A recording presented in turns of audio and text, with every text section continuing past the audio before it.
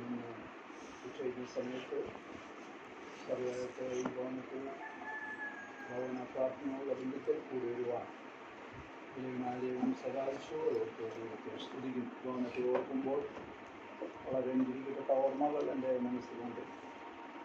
വളരെ ദൂരവെയാണ് ഈ ഭവനമുള്ളത് എങ്കിലും ജോസൻ്റെ കാര്യം ഇപ്പോൾ ദൈവസന്നിധിയിൽ ശ്രമിക്കുകയാണ്. ഇന്നെന്ന പോലെ ഓർക്കുന്ന ഒരു സംഗതി ഞാനിന്ന് പറയുകയാണ്.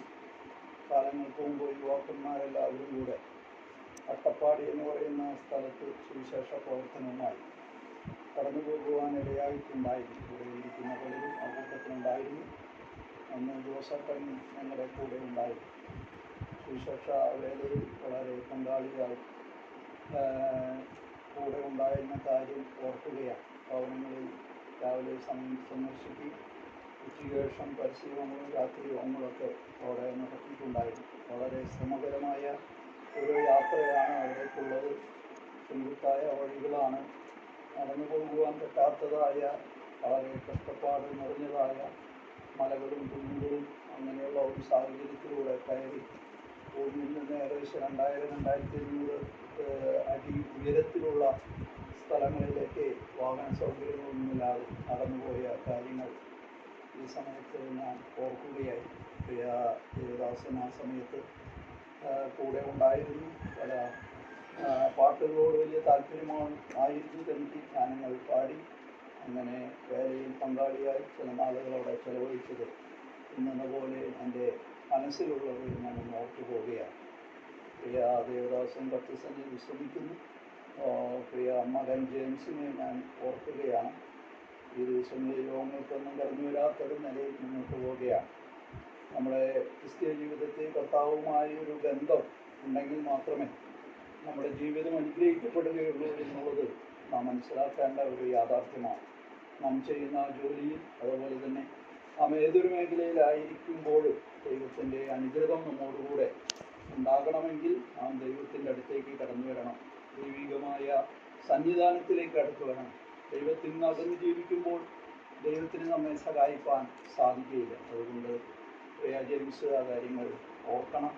ദൈവത്തിലേക്ക് തിരിച്ചു വരുവാൻ, ഞായറാഴ്ചയുള്ള യോഗത്തിന് കടന്നു വരുവാൻ, ആത്മീയമായ ഒന്നും കൂടെ കർത്താവിലേക്ക് തിരിച്ചു വരുവാൻ, യഥാർത്ഥമായ രീതിയിൽ ആത്മീയനായി ജീവിക്കാൻ ഇടയാകണം. ഒരു ആത്മീയ പൈതൃകമുള്ള ഭവനത്തിലാണ് പ്രിയമകനായിരിക്കുന്നത് എന്നുള്ളത് സന്തോഷകരമായ കാര്യമാണ്. അപ്പോൾ തന്നെ അത് എൻ്റെ ജീവിതത്തിൽ ഒരു പ്രയോജനവും ഉണ്ടാക്കുന്നില്ല എന്ന് പറഞ്ഞാൽ അത് സങ്കടകരമായ ദുഃഖകരമായ ഒരു അനുഭവമാണ്. നാം ഈ ലോകത്ത് ജീവിക്കുന്ന ചുരുക്കം കാലം കർത്താവിന് വേണ്ടി ജീവിക്കുക, കർത്താവിൻ്റെ മക്കളായി ഈ ജീവിതം മുന്നോട്ട് നയിക്കുക എന്നുള്ളതാണ് ദൈവം നമ്മെക്കുറിച്ച് ആഗ്രഹിക്കുന്നത്. അതുകൊണ്ട് വളരെ ഗൗരവമായി ജെയിംസ് ഈ കാര്യത്തെക്കുറിച്ച് ചിന്തിക്കുകയും അടുത്ത ആഴ്ച മുതൽ യോഗത്തിനെ കടന്നു വന്ന് ദൈവവചനം ശ്രമിക്കാനും മുന്നോട്ട് കടന്നു വരുവാനും യഥാർത്ഥമായ രീതിയിൽ കർത്താവിനെ ഉള്ളിൽ സ്വീകരിക്കുവാൻ, രക്ഷിക്കപ്പെടുവാനും ദൈവമകനായി തീരുവാനും സന്തോഷം സമാധാനം അനുഭവിച്ച് മുന്നോട്ട് പോകുവാനും ഇടയാകട്ടെ എന്ന് തരുണത്തിൽ ഓർപ്പിക്കുകയാണ്. പലപ്പോഴും നമുക്ക് ഞായറാഴ്ചകളിൽ കടന്നു വരാത്തതുകൊണ്ട് ദൈവവചനം കേൾക്കുവാൻ കഴിയുന്നില്ല. അതുകൊണ്ട് ദൈവത്തിൻ്റെ ശബ്ദം നമ്മുടെ ഉള്ളിൽ കേൾക്കുവാൻ കഴിയാത്തൊരു നിലയുണ്ട്. അത് ഏറ്റവും അപകടകരമായ ഒരു നിലയാണ്. അതുകൊണ്ട് അങ്ങനെ ഉണ്ടാകാതെ ദൈവസന്നിധാനത്തിലേക്ക് തിരിച്ചു വരുവാൻ കർത്താവ് സഹായിക്കട്ടെ. പ്രിയമാവൻ അങ്ങനെ ഒരു ചിന്താഗതി ഉണ്ടാകുവാൻ നമുക്കും എല്ലാവർക്കും പ്രാർത്ഥിക്കാം.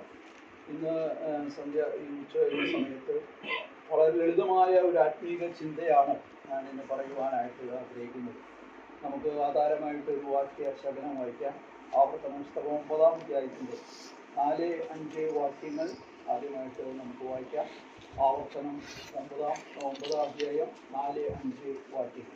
എന്റെ ദൈവമായ യഹോവ അവരെ എന്റെ മുമ്പിൽ നിന്ന് നീക്കിക്കളഞ്ഞ ശേഷം എന്റെ നീതി നിമിത്തം ഈ ദേശം കൈവശമാക്കുവാൻ യഹോവ എന്നെ കൊണ്ടുവന്നു എന്ന് നിന്റെ ഹൃദയത്തിൽ പറയരുത്.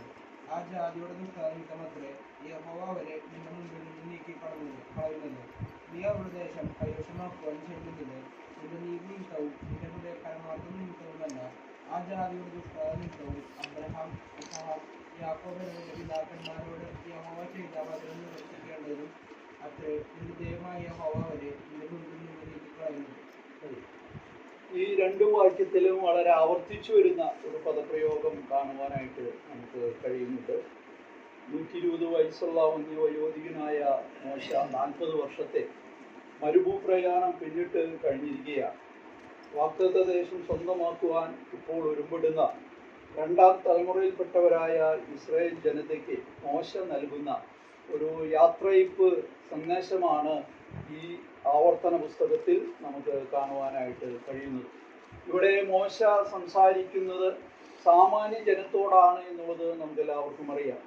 തങ്ങളുടെ മാതാപിതാക്കളുടെ ദുരന്ത പര്യവസാനത്തിൽ നിന്ന് പാഠം പഠിക്കുവാൻ, അനുസരണത്തിൻ്റെ പ്രാധാന്യം മനസ്സിലാക്കുവാൻ മോശ പുതിയ തലമുറയെ ആഹ്വാനം ചെയ്യുന്നതായിട്ട് നമുക്കിവിടെ കാണാൻ കഴിയും. അനുസരണമോ മൂലമുള്ള അനുഗ്രഹവും അനുസരണം കേടിനാലുള്ള ശാപവും വിളിച്ചറിയിക്കുവാൻ വേണ്ടിയാണ് ഈ ഗ്രന്ഥം എഴുതിയത് എന്നുള്ളത് നമുക്ക് എല്ലാവർക്കും അറിയാവുന്നതാണ്. ഇതിൻ്റെ എഴുത്തുകാരൻ മോശയാണ് എന്നുള്ളത് നാം എല്ലാവരും മനസ്സിലാക്കേണ്ട ഒരു കാര്യമാണ്. മുൻപ് സീനാൻ മലയിൽ വെച്ച് ദൈവം അവർക്ക് നൽകിയ ന്യായപ്രമാണങ്ങൾ അടിസ്ഥാനമാക്കിക്കൊണ്ട് ഞാൻ കഴിഞ്ഞ ദിവസം സഭാഹോളിൽ സംസാരിച്ചപ്പോൾ ഇത് പറയുവാനിടയായതാണ്. ഇതിൻ്റെ അടുത്ത അധ്യായത്തിൽ നിന്നുള്ള ചില കാര്യങ്ങളാണ് ഞാൻ അന്ന് പറഞ്ഞത്. 3 പ്രഭാഷണങ്ങളാണ് പ്രധാനമായിട്ടും നമുക്ക് ഇവിടെ കാണാനായിട്ട് കഴിയുന്നത്.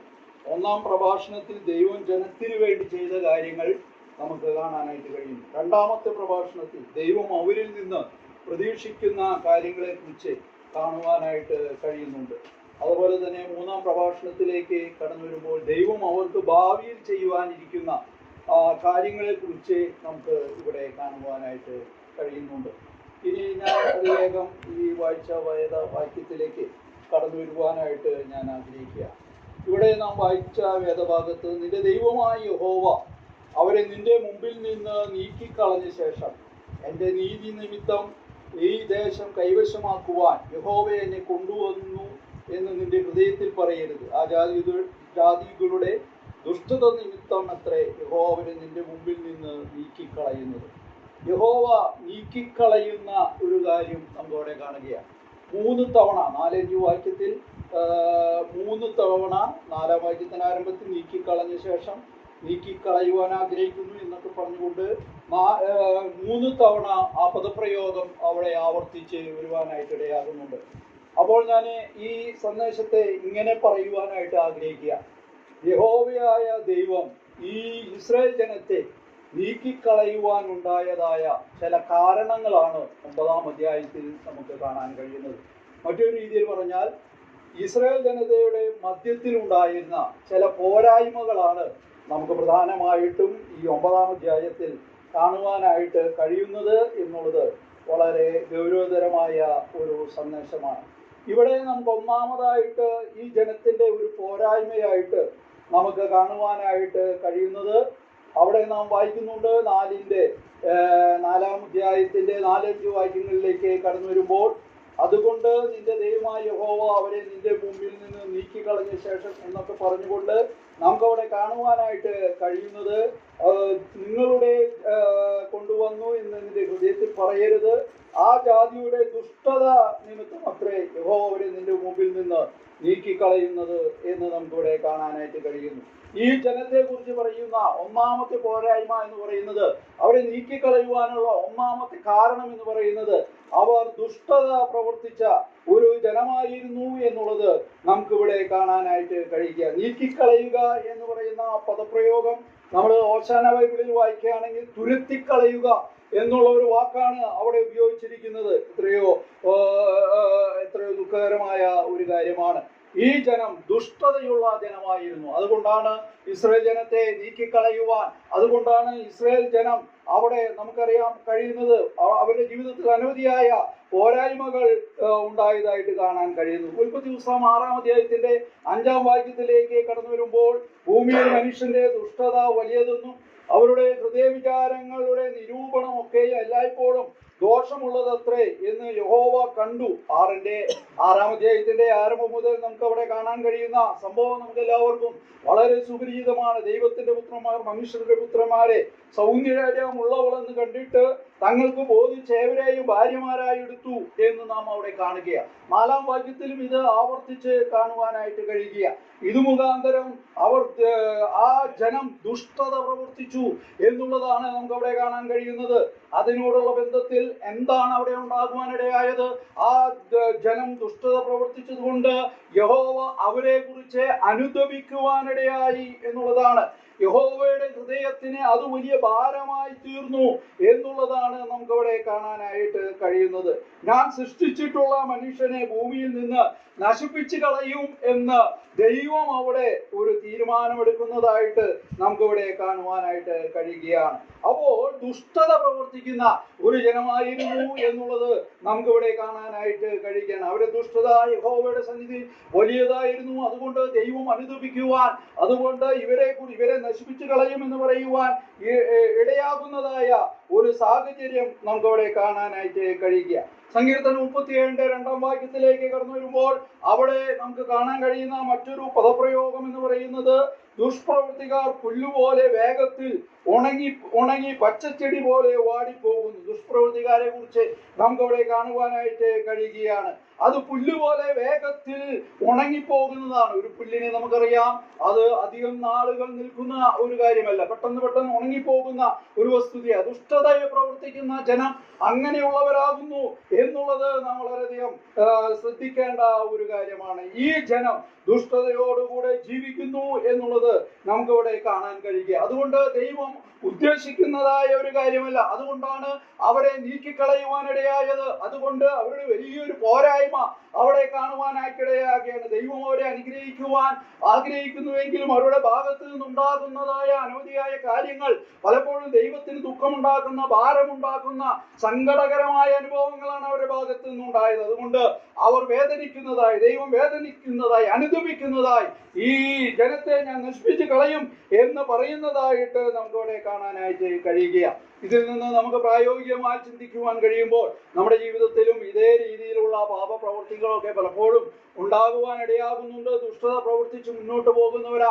അങ്ങനെ ദുഷ്ടത പ്രവർത്തിച്ച് മുന്നോട്ട് പോവുകയാണെങ്കിൽ ദൈവം ദുഃഖിക്കുന്നുണ്ട്, ദൈവം അനുതപിക്കുന്നുണ്ട്, നമ്മെക്കുറിച്ച് നിരാശപ്പെടുന്നുണ്ട്, വിലപിക്കുന്നുണ്ട് എന്നുള്ളത് നാം ഒരിക്കലും മറന്നു കളയുവാനായിട്ട് പാടില്ലാത്തതായ ഒരു പ്രധാനപ്പെട്ട കാര്യമാണ് എന്നുള്ളത് നമുക്കിവിടെ കാണാനായിട്ട് കഴിയുക. ദുഷ്ടത പ്രവർത്തിക്കുന്ന ജനം. പിന്നെ നാം മുന്നോട്ട് പോകുമ്പോൾ നമുക്കവിടെ കാണാൻ കഴിയുന്ന മറ്റൊരു കാര്യം 9:6 വാക്യത്തിലേക്ക് കടന്നു വരുമ്പോൾ, 9:6 വാക്യം 9:13 വാക്യത്തിലേക്ക് കടന്നു വരുമ്പോൾ അവിടെ മറ്റൊരു പദപ്രയോഗം നമുക്കവിടെ കാണാൻ കഴിയുന്നുണ്ട്. അതൊന്ന് വായിക്കാം. 9:6 വാക്യം 9:13 വാക്യം. ആകയാൽ നിന്റെ ദൈവമായ യഹോവ നിനക്ക് ആ നല്ല ദേശം അവകാശമായി തരുന്നത് നിന്റെ നീതി നിമിത്തം അല്ലെന്ന് അറിഞ്ഞുകൊള്ളുക. നീ ദുഷ്ടാഠ്യമുള്ള ജനമല്ലോ. 13 വാക്യം. ഈ ജനത്തെ ദുഷ്ടാഠ്യമുള്ള ജനം എന്ന് കാണുന്നു. മതി. ഈ ജനത്തെ ദുഷാഠ്യമുള്ള ജനം എന്ന് കാണുന്നു. ഈ ജനത്തെ നീക്കിക്കളയുവാനുള്ള രണ്ടാമത്തെ കാരണം എന്ന് പറയുന്നത്, ഈ ജനം ദുഷാഠ്യമുള്ള ജനമായിരുന്നു. ദുഷാഠ്യം എന്ന് പറയുമ്പോൾ വാശിയോടുകൂടെ ചില കാര്യങ്ങൾ ചെയ്യുന്നത്, ഷാഠ്യത്തോടുകൂടെ ചില കാര്യങ്ങൾ ചെയ്യുന്നത്. ദൈവജനത്തിലെ മറ്റ് ചില ഭാഗങ്ങളിൽ ഷാഠ്യത്തോടുകൂടെ എന്നുള്ള പദപ്രയോഗമാണ് നമുക്ക് കാണാനായിട്ട് കഴിയുന്നത്. ഇതിന് ഏറ്റവും നല്ല ഉദാഹരണം ഈ 9-ാം അധ്യായത്തിൽ തന്നെ നമുക്ക് കാണാനായിട്ട് കഴിയുന്നുണ്ട്. 9-ാം അധ്യായത്തിന്റെ 15 വരെയുള്ള വാക്യങ്ങൾ, 9 മുതൽ 15 വരെയുള്ള വാക്യങ്ങളിലേക്ക് കടന്നു വരുമ്പോൾ അവിടെ നമുക്ക് കാണാൻ കഴിയുന്നത്, യഹോവ നിങ്ങളോട് ചെയ്ത നിയമത്തിന്റെ പലകളായ കൽപ്പനകളെ വാങ്ങുവാൻ ഞാൻ പർവ്വതത്തിൽ കയറി. ഈ പശ്ചാത്തലമൊക്കെ നമുക്ക് വളരെയധികം അറിയാവുന്ന കാര്യമാണ്. അതിന്റെ ഗൗരവം നമുക്കവിടെ കാണാൻ കഴിയും. 40 രാവും 40 പകലും പർവ്വതത്തിൽ താമസിച്ചു. ഞാൻ ആഹാരം കഴിക്കുകയോ വെള്ളം കുടിക്കുകയോ ചെയ്തില്ല. ദൈവത്തിന്റെ വിരൽ കൊണ്ടെഴുതിയ 2 കൽപ്പലക യഹോവ എന്റെ പക്കൽ തന്നു.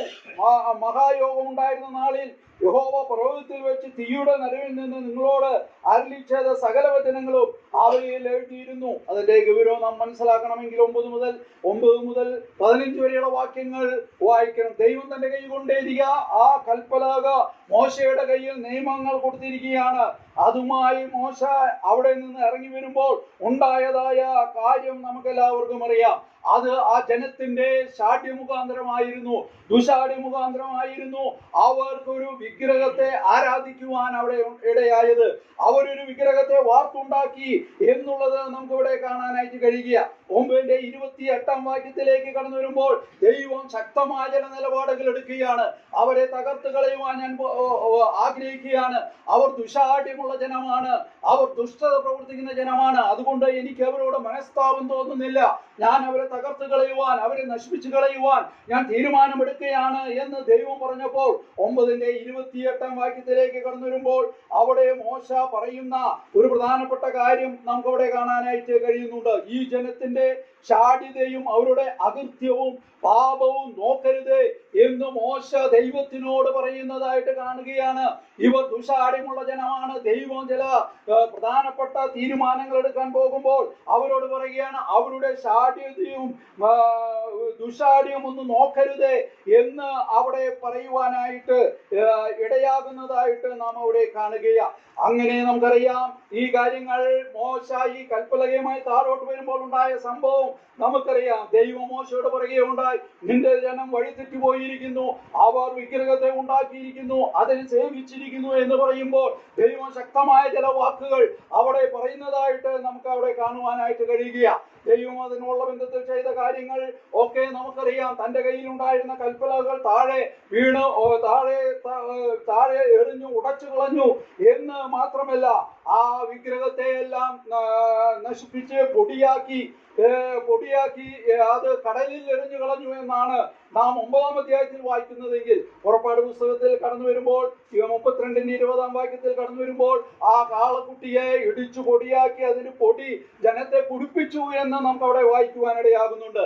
അവർ ദുശാഠ്യമുള്ളത് കൊണ്ടാണ് ഇങ്ങനെ തെറ്റായ ഒരു തീരുമാനങ്ങൾ എടുക്കുവാൻ, തെറ്റായ ഒരു ചിന്താഗതിയിലേക്ക് കടന്നു വരുവാൻ അവർ ഇടയായത് എന്നുള്ളത് നമുക്കിവിടെ കാണുവാനായിട്ട് കഴിയുക. സങ്കീർത്തനം 78-8 കടന്നു വരുമ്പോൾ തങ്ങളുടെ പിതാക്കന്മാരെ പോലെ ശാഠ്യവും മത്സരവുമുള്ള തലമുറയായി ഹൃദയത്തെ സ്ഥിരമാക്കാതെ ദൈവത്തോട് അവിശ്വസ്ത മനസ്സുള്ള ഒരു തലമുറയായി തീരാതിരിക്കുകയും ചെയ്യേണ്ടതിന് എന്ന് സങ്കീർത്തനകാരൻ അവിടെ പറയുന്നുണ്ട്. നമ്മുടെ പിതാക്കന്മാരുടെ പോലെ ശാഠ്യവും മത്സരവുമുള്ള ഇത് രണ്ടും ഒരേ കാര്യമായിട്ടാണ് സങ്കീർത്തനകാരൻ അവിടെ പറയുവാനായിട്ടിടയാകുന്നത്. ഇത് അങ്ങനെ ചെയ്തു പോകുന്നുവെങ്കിൽ ദൈവത്തോട് അവിശ്വസ്തതയുള്ള മനസ്സിന്റെ ഉടമകളായി തീരുകയാണ്, അവിശ്വസ്തതയുള്ള മനസ്സിന്റെ തലമുറകളായി തീരുകയാണ് എന്നാണ് സങ്കീർത്തനകാരൻ പറയുന്നത്. എത്ര ഗൗരവത്തോടുകൂടെയാണ് ദൈവവചനം ഈ കാര്യങ്ങളെ കുറിച്ച് ഞാൻ പറയുവാനിടയാകുന്നത്. പുറപ്പാട് 32-9 കടന്നു വരുമ്പോഴും ഞാൻ ഈ ജനത്തെ നോക്കി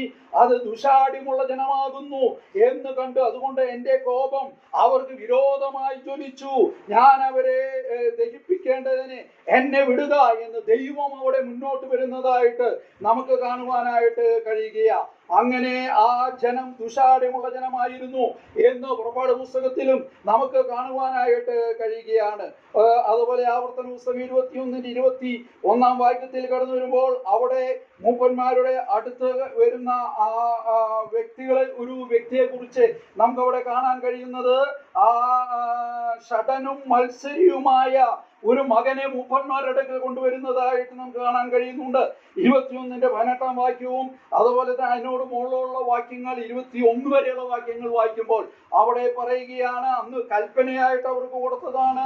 അങ്ങനെയുള്ള ഒരു മകനെ മൂപ്പന്റെ അടുക്കിലേക്ക് കൊണ്ടുവരുമ്പോൾ, മൂപ്പന്മാരുടെ അടുക്കിലേക്ക് കൊണ്ടുവരുമ്പോൾ എന്താണ് അവനെ ചെയ്യേണ്ടത് എന്ന് ന്യായപ്രമാണത്തിൽ അന്ന് എഴുതി വെച്ചിട്ടുണ്ട്. അത് എഴുതി വെച്ചിട്ടുള്ളത് എന്താണെന്ന് അറിയാമോ? ഷടനും ശാഠ്യമുള്ളവനും മത്സരിയുമായ മകനെ പട്ടണത്തിലെ മൂപ്പന്മാർ അടുക്കൽ കൊണ്ടുവരുമ്പോൾ ആ മൂപ്പന്മാർ എന്താണ് പറയുന്നത്?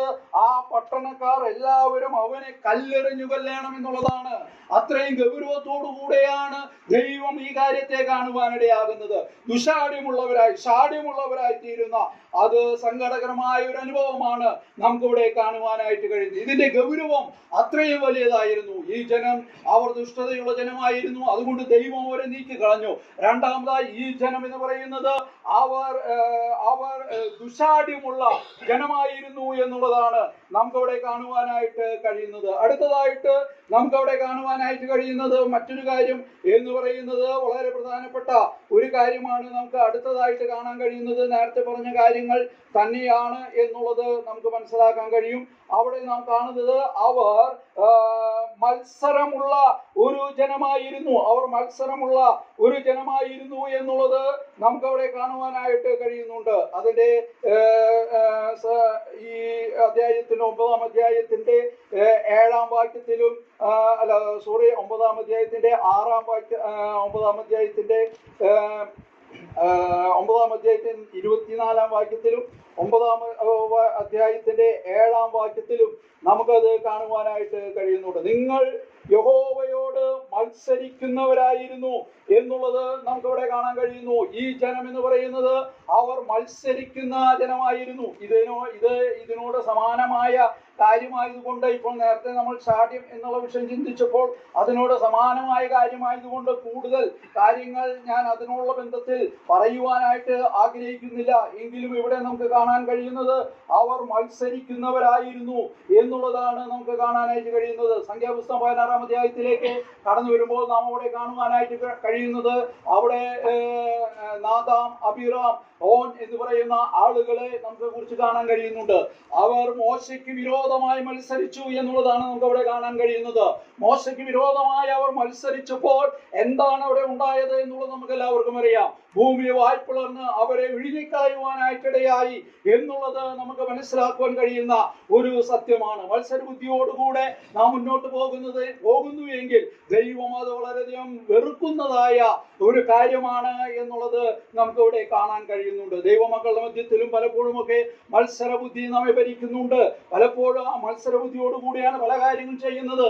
എന്നാൽ ഈ ജനത്തെ കുറിച്ച് ഇവിടെ പറയുകയാണ്, അവർ മത്സരിക്കുന്ന ജനമായിരുന്നു. അതുകൊണ്ട് ദൈവം അവരെ നീക്കിക്കളയുവാനായിട്ടിടയായി എന്നുള്ളത് നാം ഇവിടെ മനസ്സിലാക്കാൻ കഴിയുന്ന ഏറ്റവും പ്രധാനപ്പെട്ട കാര്യമായിരുന്നു. അത് തന്നെയല്ല, ഇവരെ കുറിച്ച് നമുക്ക് കാണാൻ കഴിയുന്നത്, ഇവർ ദൈവത്തെ കോപിപ്പിക്കുന്നവരായിരുന്നു. 9-7 വാക്യത്തിലേക്ക് കടന്നു വരുമ്പോൾ നമുക്കത് കാണാനായിട്ട് കഴിയുന്നുണ്ട്. ജനത്തിനെ കോപിപ്പിക്കുന്ന, ദൈവത്തെ കോപിപ്പിക്കുന്ന ഒരു കൂട്ടം ആളുകളായിരുന്നു ഇവർ എന്നുള്ളത് നമുക്ക് അവിടെ കാണാനായിട്ട് കഴിയുക. 9-8 വാക്യത്തിലും ഹോരേബിലും നിങ്ങൾ യഹോവയെ കോപിപ്പിച്ചു എന്ന് അവിടെ കാണുന്നു. 9-18 കടന്നു വരുമ്പോൾ യഹോവയെ കോപിപ്പിച്ചു എന്ന് നമുക്ക് അവിടെ കാണാനായിട്ട് കഴിയുകയാണ്. 9-19 നിങ്ങളുടെ നേരെ കോപിച്ച കോപവും ക്രോധവും ഞാൻ എന്നവിടെ കാണുക. അനവധി തവണ യഹോവയെ ഈ ജനം കോപിപ്പിക്കുന്ന ഒരു അനുഭവം ഉണ്ടായതായിട്ട് നമുക്ക് അവിടെ കാണുവാനായിട്ട് കഴിയുക. ദൈവവചനത്തിനും ദൈവിക പ്രമാണത്തിനും വിരോധമായ പല കാര്യങ്ങൾ ചെയ്ത് അവർ മുന്നോട്ട് പോയത് മുഖാന്തരം അവർ ദൈവത്തെ കോപിപ്പിക്കുന്നവരായി തീരുവാനിടയായിട്ടുണ്ട്. പലപ്പോഴും നമ്മുടെ ജീവിതങ്ങളിലേക്ക് ഒന്ന് കണ്ണോടിക്കുമ്പോൾ ദൈവികമായ പ്രമാണങ്ങളിലും ദൈവത്തിലും പൂർണ്ണമായി ആശ്രയിക്കാതെ, ദൈവികമായ മൂല്യങ്ങൾക്ക് വേണ്ടി ജീവിക്കുവാൻ കഴിയാതെ സ്വന്തം ഇഷ്ടപ്രകാരമായി നാം മുന്നോട്ട് പോകുമ്പോൾ നമ്മെ കുറിച്ച് ദൈവം കോപിക്കുന്ന ഒരു അനുഭവം ഉണ്ടാകുക എത്രയോ സങ്കടകരമായ ഒരു അനുഭവമാണ്. ഈ ജനത്തെ കുറിച്ച് അവരെ നീക്കിക്കളയുവാനുള്ള ഒരു പ്രധാനപ്പെട്ട കാരണമായി ഇവിടെ കാണാൻ കഴിയുന്നത്, അവർ ദൈവത്തെ കോപിപ്പിച്ചതിനുള്ള കാരണങ്ങൾ നമുക്ക് പലതും അവിടെ അറിയുവാനായിട്ട് കഴിയും. അവർ വിഗ്രഹത്തെ വാർത്തുണ്ടാക്കി എന്ന് പറയുന്നു. അത് വലിയ ദൈവത്തിന് കോപം ഉണ്ടാക്കുന്ന ഒരു കാര്യമാണ്. അവർ പാപം ചെയ്തു, ദൈവത്തിന് വിരോധമായ പ്രവൃത്തികൾ ചെയ്തു എന്നുള്ളത് നമുക്കിവിടെ കാണുവാനായിട്ട് കഴിയുക. ദൈവത്തെ കോപിപ്പിക്കുവാൻ ഇടയായി എന്നുള്ളത് നാം അവിടെ കാണുന്ന ഒരു പ്രധാനപ്പെട്ട കാര്യമാണ്. അത് തന്നെയല്ല, ഈ ജനത്തെ കുറിച്ച് നമുക്ക് മറ്റൊന്ന് കാണാൻ കഴിയുന്നത് 9-12 വാക്യത്തിൽ കടന്നു വരുമ്പോൾ ഈ ജനം തന്നെ വഷളാക്കുന്നവർ, ജനം തങ്ങളെ തന്നെ വഷളാക്കുന്നവരായിരുന്നു. ദൈവികമായ പ്രമാണങ്ങൾക്കോ മൂല്യങ്ങൾക്കോ വില കൽപ്പിക്കാതെ തങ്ങൾ ഉദ്ദേശിച്ച വഴിയിലൂടെ കടന്നുപോകിയ തങ്ങളെ തന്നെ വഷളാക്കുകയാണ്. ദൈവത്തിന് വേണ്ടി നിലനിൽപ്പാൻ അവർക്ക് കഴിയുന്നില്ല. ദൈവിക പ്രമാണത്തിന് വേണ്ടി ജീവിപ്പാൻ അവർക്ക് ഇടയാകുന്നില്ല. അവർ തങ്ങളിൽ ആശ്രയിച്ചുകൊണ്ട് മുന്നോട്ട് പോകുക, തങ്ങളെ തന്നെ വഷളാക്കുക. ദൈവം അവരോട് പറഞ്ഞ കാര്യങ്ങൾ ഒരിക്കലും വില കൽപ്പിക്കാതെ ലോകത്തിന്റെ പിന്നാലെ പോകുകയാണ്. അവർ ദൈവത്തെ കോപിപ്പിക്കുകയാണ്, വിഗ്രഹങ്ങളെ ആരാധിക്കുകയാണ്, വിഗ്രഹങ്ങളുടെ പിന്നാലെ അവർ പോകുകയാണ്. എത്രയോ സങ്കടകരമായ അനുഭവമാണ് നമുക്കിവിടെ കാണാനായിട്ട് കഴിയുന്നത്. 9-12 ജനം തങ്ങളെ തന്നെ വഷളാക്കുന്നവരായിരുന്നു. അത് തന്നെയല്ല, നമുക്ക് 9-12 നമുക്ക് കാണാൻ കഴിയുന്നത്, ജനം ദൈവം കൽപ്പിച്ച വഴി വിട്ടുമാറി എന്നുള്ളതാണ്. 9-12 വായിക്കുമ്പോൾ അവിടെ രസകരമായ ഒരു പദപ്രയോഗം നമുക്ക് കാണാം. വേഗത്തിൽ വിട്ടുമാറി എന്നുള്ളതാണ് അവിടെ വായിക്കുന്നത്. വേഗത്തിൽ ദൈവികമായ വഴി അവർ വിട്ടുമാറുവാനിടയായി. എത്രയോ സങ്കടകരമായ ഒരു അനുഭവമാണ് നമുക്ക് അവിടെ കാണുവാൻ കഴിയും. ദൈവം അവർക്ക് ഒരു വഴി കൊടുത്തിട്ടുണ്ടായിരുന്നു. ദൈവത്തിന്റെ വഴിയിലൂടെ അവർ ജീവിച്ചിരുന്നുവെങ്കിൽ ദൈവം കോപിക്കുകയില്ലായിരുന്നു. ദൈവത്തിന് പ്രസാദകരമായ ജീവിതത്തിന് ഉടമകളായി അവർക്ക് മുന്നോട്ട് പോകാമായിരുന്നു. എന്നാൽ അവർ ദൈവത്തിന്റെ വഴി വിട്ടുകളഞ്ഞുകൊണ്ട് പറഞ്ഞുകൊണ്ട് മുന്നോട്ട് പോയത് മുഖാന്തരം അവിടെ ദൈവത്തെ അവർ വേദനിപ്പിക്കുന്നതായി, ജനം കൽപ്പിച്ച വഴിയിൽ നിന്ന് വിട്ടുമാറുന്നതായി, വേഗത്തിൽ വിട്ടുമാറി മുന്നോട്ട് പോകുന്ന കാഴ്ച നമുക്കിവിടെ കാണുകയാണ്. അത് തന്നെയല്ലേ നാം നേരത്തെ ഓർത്തുപോലെ അവർ ഒരു വിഗ്രഹത്തെ ഉണ്ടാക്കി, ഒരു വിഗ്രഹത്തെ ആരാധിച്ച് മുന്നോട്ട് പോയി. വിഗ്രഹങ്ങളെ സേവിക്കരുത്, ആരാധിക്കരുത്, യാതൊന്നിന്റെയും പ്രതിമ അരുത് എന്നുള്ള കൽപ്പന അവർക്കുള്ളപ്പോൾ തന്നെ അവർ വിഗ്രഹത്തെ ആരാധിച്ചു വാർത്തുണ്ടാക്കി. അത് ഉണ്ടാക്കി തരുവാൻ അവർ കൽപ്പന കൊടുത്തു. അഹരോൻ അത് ചെയ്തു കൊടുക്കുവാൻ ഇടയായി എന്നുള്ളതാണ് നമുക്ക് അവിടെ കാണുവാൻ കഴിയുന്നത്. അഹരോൻ അത് ചെയ്തു കൊടുത്തത് മുഖാന്തരം അഹരോന് വിരോധമായി ദൈവം കോപിക്കുന്നതായിട്ട് നമുക്ക് അവിടെ കാണുവാനായിട്ട് കഴിയുന്നുണ്ട്. എത്രയോ സങ്കടകരമായ ഒരു അനുഭവം. അത് തന്നെയല്ല 9:16 വാക്യത്തിലേക്ക് കടന്നു വരുമ്പോൾ, നിന്റെ ദൈവമായ യഹോവയോട് അവർ പാപം ചെയ്തു എന്നുള്ളതാണ് നമുക്ക് ഇവിടെ കാണാൻ കഴിയുന്നത്. ഈ ജനം പാപം ചെയ്യുന്ന ജനമായിരുന്നു. എത്രയോ നമുക്കിത് പലപ്പോഴും മനസ്സിലാക്കുന്ന ഒരു കാര്യമാണ്. ഈ ജനം പാപം ചെയ്യുന്ന ഒരു ജനമായിരുന്നു, പാപത്തിൽ അകപ്പെട്ട് മുന്നോട്ട് പോകുന്ന ജനമായിരുന്നു എന്നുള്ളത് നമുക്ക് ഇവിടെ കാണാനായിട്ട് കഴിയുന്നുണ്ട്. ജനം പാപം ചെയ്തു. പാപം എന്ന് പറയുമ്പോൾ നമുക്ക് എല്ലാവർക്കും അറിയാം. ഇപ്പോഴും ഞാൻ സന്ദേശങ്ങൾ പറയുമ്പോൾ ഇപ്പോഴും വളരെ ഹൈലൈറ്റ് ചെയ്ത് പറയുന്ന ഒരു പദപ്രയോഗമാണ് പാപത്തോടുള്ള ബന്ധത്തിൽ, ദൈവമക്കൾ പാപത്തോടുള്ള ബന്ധത്തിൽ എങ്ങനെയായിരിക്കണം എന്നുള്ളത്. നാം പാപം ചെയ്യുന്ന ഒരു ദൈവ പൈതൽ പാപം ചെയ്യുന്നത് ആത്യന്തികമായി ദൈവത്തോടാണ് എന്നുള്ളത് നാം ഒരിക്കലും മറന്നു കളയുവാനായിട്ട് പാടില്ല. നാം ദൈവത്തോടാണ് പാപം ചെയ്യുന്നത്. ദാവീദ് സങ്കീർത്തനത്തിൽ പറയുന്നുണ്ടല്ലോ, 51-ാം സങ്കീർത്തനത്തിൽ ഞാൻ നിന്നോട് തന്നെ പാപം ചെയ്തു എന്ന് അവിടെ പറയുന്നുണ്ട്. അപ്പൊ ദൈവത്തോട് ഞാൻ പാപം ചെയ്തു എന്നുള്ളത് നമുക്ക് അവിടെ കാണാൻ കഴിയുന്നു. ഉൽപ്പത്തി പുസ്തകത്തിലേക്ക് കടന്നു വരുമ്പോൾ, യോസേഫിന്റെ ചരിത്രത്തിലേക്ക് കടന്നു വരുമ്പോൾ നമുക്ക് എല്ലാവർക്കും അറിയാവുന്ന ഒരു കാര്യമാണ്. ഞാൻ ഈ മഹാദോഷം ഞാൻ ദൈവത്തോട് പാപം ചെയ്ത് മഹാദോഷം പ്രവർത്തിക്കുന്നത് എങ്ങനെയെന്ന് യോസേഫ് പറയുന്നുണ്ട്. അപ്പൊ നാം പാപം ചെയ്യുന്നത് ദൈവത്തോടാണ് എന്നുള്ളതാണ് നമുക്ക് കാണാൻ കഴിയുന്നത്. അപ്പോസ്തല പ്രവൃത്തിയിലേക്ക് കടന്നു വരുമ്പോൾ അനന്യാസ് സഫീരയുടെ ചരിത്രം നാം വായിക്കുമ്പോൾ അവിടെ നമുക്ക് കാണാനായിട്ട് കഴിയുന്നത്, ദൈവത്തോട് വ്യാജം കാണിക്കുവാൻ നീ മനസ്സ് വെച്ചത് എന്ത് എന്ന് അവിടെ ചോദിക്കുന്നുണ്ട്. അപ്പോൾ നാം പാപം ചെയ്യുന്നത് ചിലപ്പോൾ ഇവിടെ ഏതെങ്കിലും ഒരു കാര്യത്തോടാണെങ്കിലും ആത്യന്തികമായിട്ട് നാം ദൈവത്തോടാണ് പാപം ചെയ്യുന്നത്. അത് വളരെ പ്രയാസകരമായ സങ്കടകരമായ ഒരു അനുഭവമാണ്. ഒരു ദൈവ പൈതൽ ഒരിക്കലും പാപം ചെയ്യുവാൻ കർത്താവ് ഉദ്ദേശിക്കുന്നില്ല, ദൈവം ഉദ്ദേശിക്കുന്നില്ല. നമ്മുടെ ജീവിതങ്ങളിൽ പാപത്തിൽ വീണു പോകാൻ സാധ്യതയുള്ള അനവധിയായ അവസരങ്ങൾ കടന്നു വന്നേക്കാം. എന്നാൽ അതിനോടുള്ള ബന്ധത്തിൽ നമ്മുടെ ജീവിതങ്ങളെ ക്രമീകരിച്ചുകൊണ്ട് മുന്നോട്ട് പോകുവാൻ നമുക്ക് ഇടയാകേണ്ടത് വളരെയധികം ആവശ്യമാണ്. അത് തന്നെയല്ല 9:18 കടന്നു വരുമ്പോൾ അവിടെ നാം കാണുന്നത്, നീ അവനെ ദൈവത്തിന് അനിഷ്ടമായി പ്രവർത്തിക്കുന്ന, ദൈവത്തിന്റെ കൽപ്പനയോട് മറുത്തു മുന്നോട്ട് പോകുന്ന ഒരു കൂട്ടം ജനത്തെയാണ് നമുക്ക് അവിടെ കാണുവാനായിട്ട് കഴിയുന്നത്. ദൈവത്തിൽ നിന്ന് അകന്നു ജീവിക്കുന്ന ഒരു കൂട്ടം ആളുകളെ നമുക്കിവിടെ കാണാനായിട്ട് കഴിയുകയാണ്. ഇന്ന് ഉച്ച കഴിഞ്ഞ സമയത്ത് ഞാനിവിടെ പറയുവാനായിട്ട് ഉദ്ദേശിച്ചത് 9:4-5 വാക്യങ്ങളിലേക്ക് കടന്നു വരുമ്പോൾ, നീക്കിക്കളയും. എന്തുകൊണ്ട് ജനത്തെ നീക്കിക്കളയുന്നു? ചില കാര്യങ്ങളാണ് ഞാനിവിടെ പറയുവാനിടയായത്. അവർ ദുഷ്ടതയുള്ള ജനമായിരുന്നു, അവർ ദുശാഠ്യമുള്ള ജനമായിരുന്നു, അവർ യഹോവയെ കോപിപ്പിക്കുന്നവരായിരുന്നു, യഹോവയോട് മത്സരിക്കുന്നവരായിരുന്നു, തങ്ങളെ തന്നെ വഷളാക്കുന്നവരായിരുന്നു, ദൈവം കൽപ്പിച്ച വഴി വേഗത്തിൽ വിട്ടുമാറുന്നവരായിരുന്നു, അവർ വിഗ്രഹങ്ങളെ ആരാധിക്കുന്നവരായിരുന്നു, അതുപോലെ തന്നെ യഹോവയോട് പാപം ചെയ്യുന്നവരായിരുന്നു, യഹോവയെ വിശ്വസിക്കുന്നവരല്ലായിരുന്നു, അവന്റെ വാക്ക് അനുസരിക്കാത്തവരായിരുന്നു, യഹോവയ്ക്ക് വിരോധമായ കാര്യങ്ങൾ പ്രവർത്തിച്ച് മുന്നോട്ട് പോകുന്നവരായിരുന്നു എന്നുള്ളതാണ് നമുക്ക് ഇവിടെ കാണാനായിട്ട് കഴിയുന്നത്. ഈ വിധ കാരണങ്ങൾ ഉള്ളത് കൊണ്ടാണ് 10-ാം അധ്യായത്തിന്റെ ആരംഭത്തിൽ 12 മുതലുള്ള വാക്യങ്ങളിലേക്ക് കടന്നു വരുമ്പോൾ അവിടെ ചില പ്രബോധനങ്ങൾ ശക്തമായ ഭാഷയിൽ അവിടെ പറയുന്നതായിട്ട് ഇടയാകുന്നത്. അതാണ് ഞാൻ കഴിഞ്ഞ ദിവസം ഞാനന്ന് സഭാ ഹാളിൽ വെച്ച് പറയുവാനിടയായത്. അതുകൊണ്ട് ഇങ്ങനെയുള്ള ജനം അവർ ശരിയാകണമെന്ന് വിചാരിച്ചുകൊണ്ട് ദൈവം ശക്തമായ ഭാഷയിൽ അവരോട് പറയുന്ന ചില കാര്യങ്ങളാണ് നമുക്കിവിടെ കാണുവാനായിട്ട് കഴിയുന്നത്. നമ്മുടെ ജീവിതങ്ങളെ ഒന്ന് കണ്ടുപിടിക്കുമ്പോൾ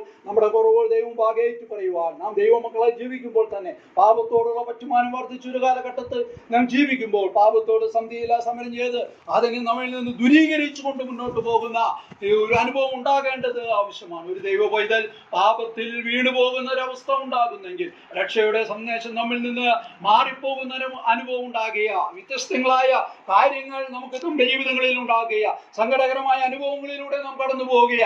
അതുകൊണ്ട് അങ്ങനെയുള്ള അനുഭവങ്ങൾ നമ്മുടെ ജീവിതങ്ങളിൽ ഉണ്ടാകാതെ ദൈവനാമം മോത്തിപ്പെടുത്തിക്കൊണ്ട് ദൈവത്തിന് ഹിതകരമായ കാര്യങ്ങൾ ചെയ്തുകൊണ്ട് മുന്നോട്ട് പോകാൻ നമുക്ക് ഏവർക്കും ഇടയാകട്ടെ എന്ന് പറഞ്ഞുകൊണ്ട് ഞാൻ എൻ്റെ വാക്കുകൾ വിരാമം കുറിക്കുന്നു. ദൈവനാമം മോത്തപ്പെടുമാറാകട്ടെ.